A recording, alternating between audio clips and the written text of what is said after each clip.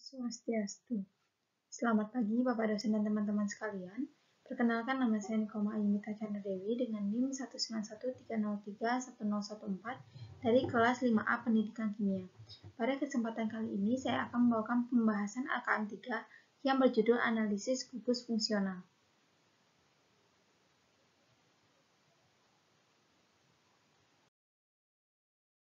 Langsung saja kita lanjut ke soal yang pertama.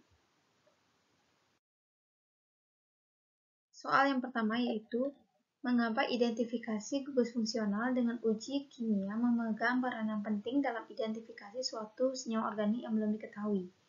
Jawabannya adalah, karena dengan mengetahui gugus fungsi, maka akan dapat diketahui golongan dari senyawa organik. Setiap senyawa organik itu memiliki sifat tertentu yang bergantung pada gugus yang dimilikinya.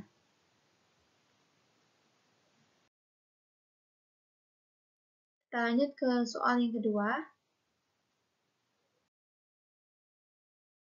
Bagaimanakah cara mengidentifikasi keberadaan unsur karbon dan hidrogen dalam senyawa organik?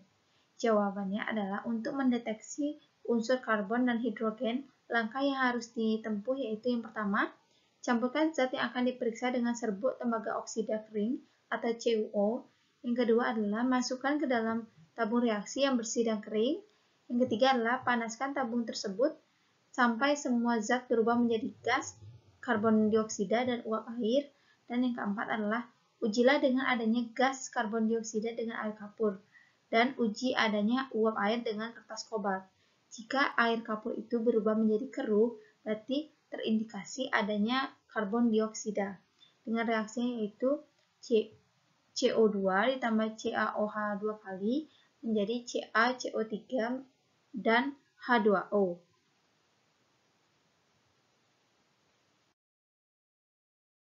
Kita lanjut ke soal yang ketiga. Bagaimana cara Anda membuktikan suatu reaksi organik menghasilkan air, oksigen, dan karbon dioksida? Jawabannya adalah sama seperti soal yang sebelumnya. Untuk mendeteksi unsur karbon dan hidrogen, langkah yang kita harus tempuh yaitu yang pertama, campurkan zat yang akan diperiksa dengan serbuk tembaga oksida atau CuO. Yang kedua adalah masukkan ke dalam tabung reaksi yang bersih dan kering. Yang ketiga adalah panaskan tabung tersebut sampai semua zat berubah menjadi gas, karbon dioksida, dan uap air. Yang keempat adalah ujilah adanya gas karbon dioksida dengan air kapur dan uji adanya uap air dengan kertas kobalt. Jika air kapur itu berubah menjadi sedikit keruh, itu maka terindikasi adanya CO2. Dengan ada reaksi yaitu CO2 ditambah CaOH 2 kali, itu menjadi CaCO3 ditambah H2O. Untuk mendeteksi oksigen, langkah yang dapat diambil yang pertama adalah sedikit zat itu dilarutkan dalam salah satu pelarut organik yaitu benzena atau toluena atau hidrokarbon. Yang kedua adalah siapkan kertas saring yang telah diberi reaksi Ferrox dan dikeringkan, yang disebut dengan kertas Ferrox. Yang ketiga adalah larutan sampel diteteskan pada kertas Ferrox. Bila terjadi warna merah, berarti zat tersebut mengindikasi adanya oksigen.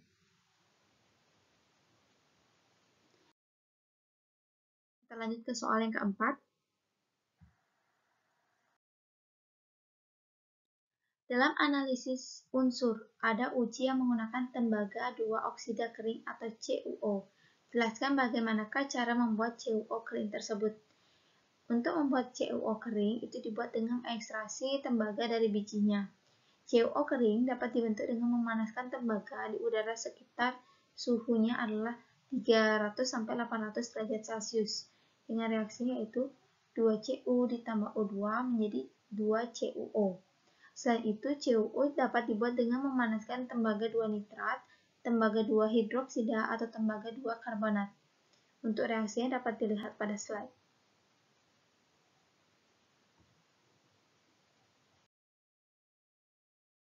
Kita lanjut ke soal yang kelima.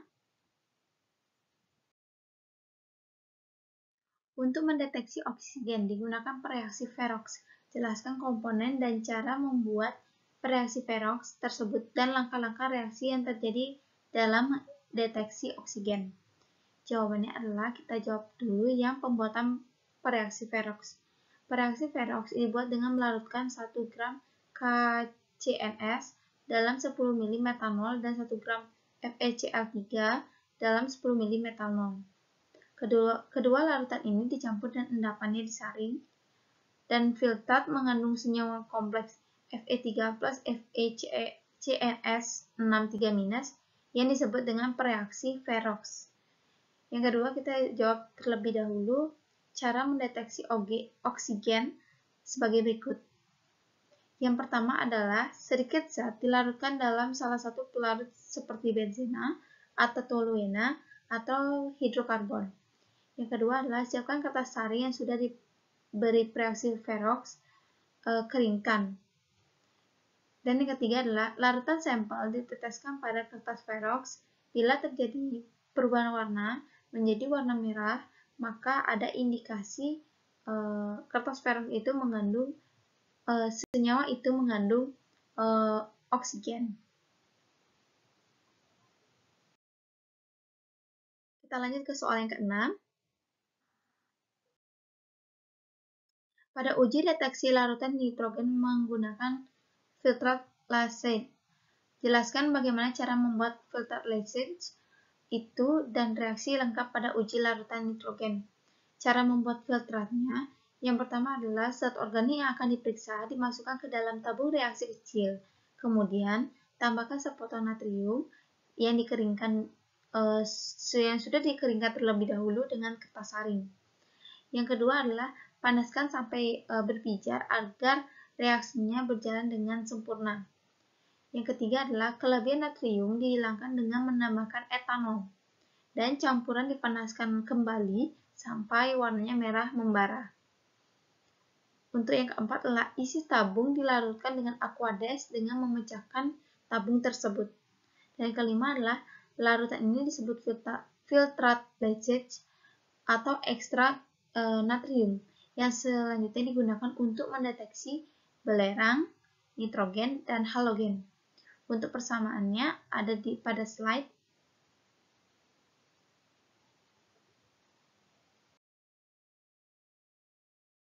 Kita lanjut ke soal yang ke-7.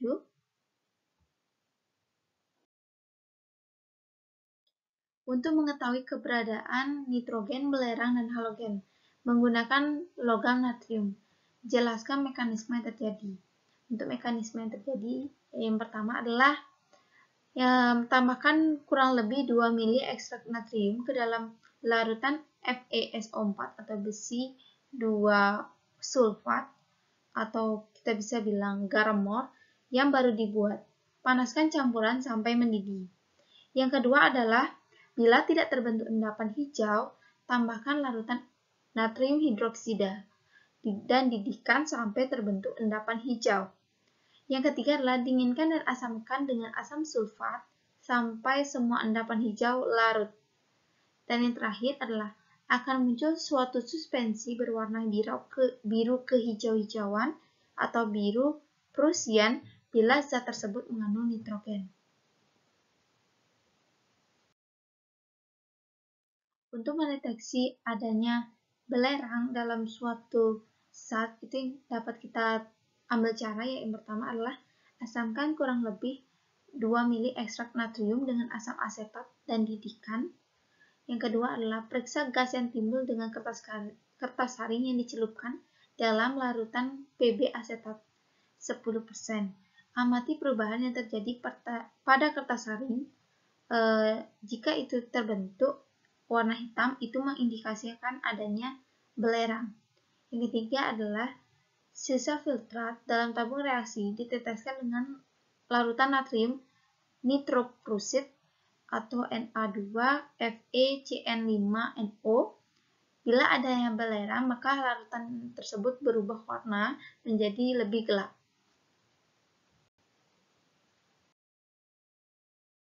Untuk mendeteksi halogen, caranya yang pertama adalah asamkan kurang lebih 2 ml ekstrak natrium dengan asam nitrat pekat dan dididihkan. Yang kedua adalah dinginkan dan tambahkan 1 ml larutan AgNO3 atau perak nitrat. Yang ketiga adalah bila ada halogen akan terbentuk endapan berwarna putih atau putih kekuningan atau bisa jadi menjadi warna yang lebih kuning. Yang keempat adalah untuk menentukan halogen yang ada, maka endapan tersebut dilarutkan dalam larutan amonium hidroksida berlebih. Kita lanjut ke soal yang ke-8.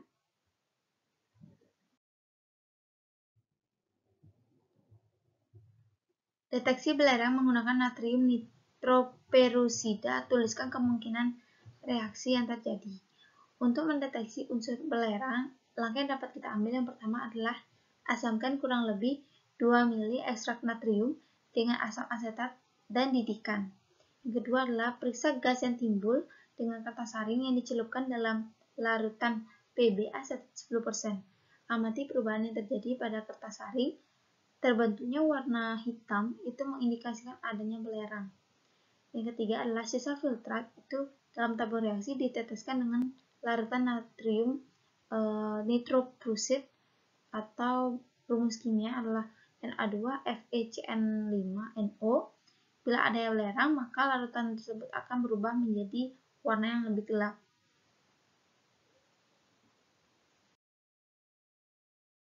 Soal yang ke-9. Sampel yang mengandung N atau nitrogen menggunakan garam mor. Jelaskan mengapa garam tersebut digunakan. Jawabannya adalah karena garam mor ini mengandung ion Fe2 yang bersifat sebagai pereduksi kuat. Dengan rumus garam mor itu adalah FeNH3SO4. Kita lanjut ke soal yang 10.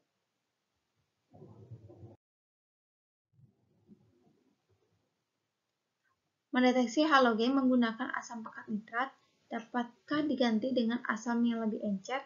Dan jelaskan kemungkinan yang terjadi jika menggunakan asam-asam organik lainnya. Penggunaan asam nitrat dalam percobaan ini bertujuan untuk mengoksidasi senyawa organik yang digunakan ke keadaan oksidasi tertinggi senyawa tersebut.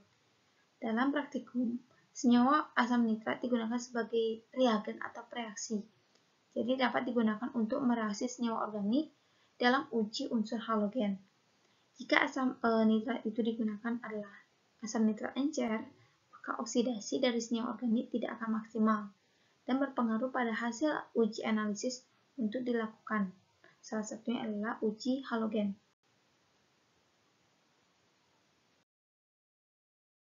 Kita lanjut ke soal yang ke-11.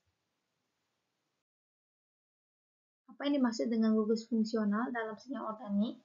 Jawabannya adalah gugus fungsi atau gugus fungsional adalah atom atau sekelompok atom dengan susunan tertentu yang menentukan struktur dan sifat dari suatu senyawa. Senyawa yang mempunyai gugus fungsi yang sama itu dikelompokkan ke dalam golongan yang sama. Gugus fungsi tersebut merupakan bagian yang paling reaktif jika senyawa tersebut bereaksi dengan senyawa lain. Kita lanjut ke soal yang ke-12. Jelaskan cara yang digunakan untuk mendeteksi ketidakjenuhan dalam suatu senyawa organik. Jawabannya adalah untuk mendeteksi ketidakjenuhan itu ada dua cara atau dua tes, yaitu tes Bayer dan tes Bromin. Tes Bayer itu langkahnya adalah 1.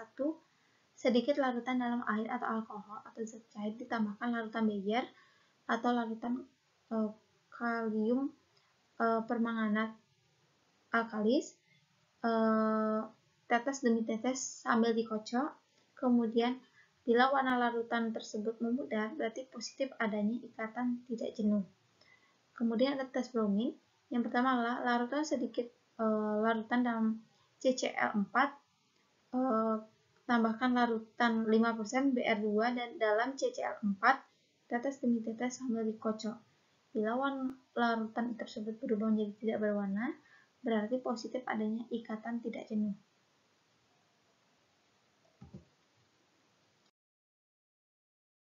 Kita lanjut ke soal yang ke-13.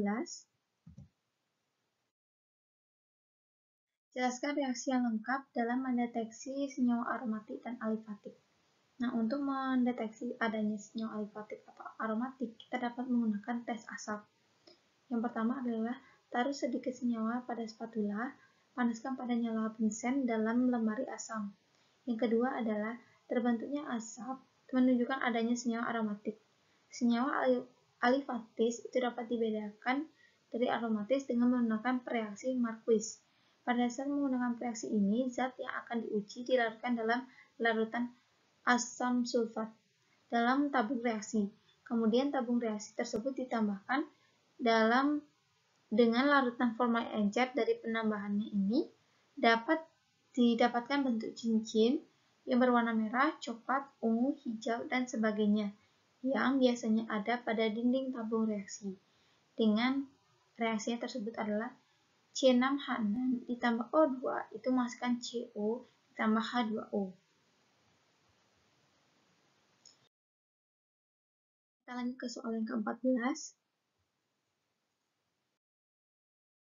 Jelaskan cara mendeteksi A. gugus hidroksi pada alkohol, B. gugus aldehid, C. gugus fenolat, D. gugus keton, E. ester, dan F adalah gugus nitro. Yang pertama adalah mendeteksi gugus hidroksi pada alkohol. Yang ada dua tes. Yang pertama adalah tes serat amonium nitrat. Langkahnya adalah sedikit zat ditambahkan tetes demi tetes larutan serat amonium nitrat. Yang kedua adalah bila muncul warna merah mengindikasi adanya gugus alkoholat. Dengan tes asetil klorida, langkah yang diambil adalah yang pertama, ambil sedikit zat ditambahkan dengan 2-3 tetes asetil klorida yang nantinya akan menghasilkan gas. Gas yang dihasilkan apabila didekatkan dengan larutan amonium pekat menghasilkan asap putih. Kemudian yang ke B, kita akan mendeteksi gugus aldehid dengan menggunakan tes Fehling. Yang pertama adalah sebanyak 1 ml larutan Fehling CuSO4 dalam asam asetat dicampur dengan 1 ml larutan Fehling B garam rosel dalam larutan NaOH. Kemudian yang langkah kedua adalah tambahkan sedikit zat dan panaskan dalam penanas air. Kemudian yang ketiga adalah bila warna biru larutan secara perlahan berubah menjadi endapan merah bata itu dari CuO, maka kita akan ditunjukkan adanya gugus aldehid.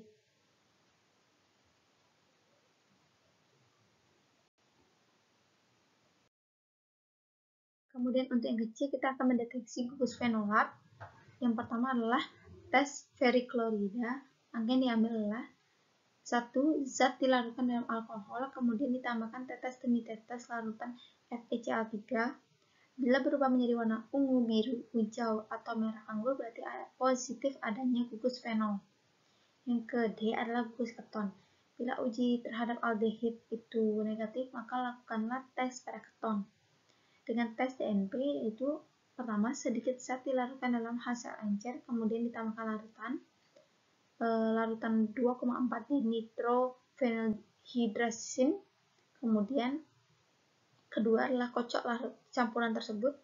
Dan ketiga adalah bila terjadi endapan berarti positif adanya gugus keton.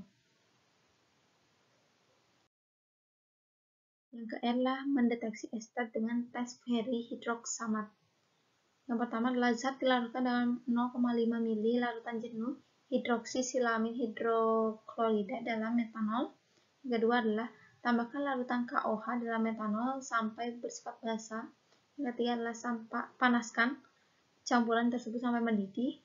Yang keempat adalah dinginkan dan tambahkan 1-2 tetes larutan FeCl3. Kemudian yang kelima adalah asamkan dengan larutan HCl. Kemudian yang keenam adalah bila ada ester maka larutan atau zat itu akan berwarna merah anggur. Yang ke F adalah mendeteksi gugus nitro dengan tes merah biru.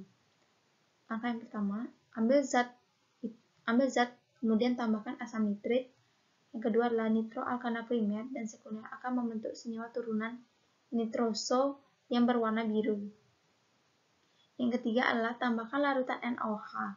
Bila nitroalkana primer akan berubah menjadi garam natrium berwarna merah. Itu sedangkan nitroalkana sekunder tidak memberikan perubahan.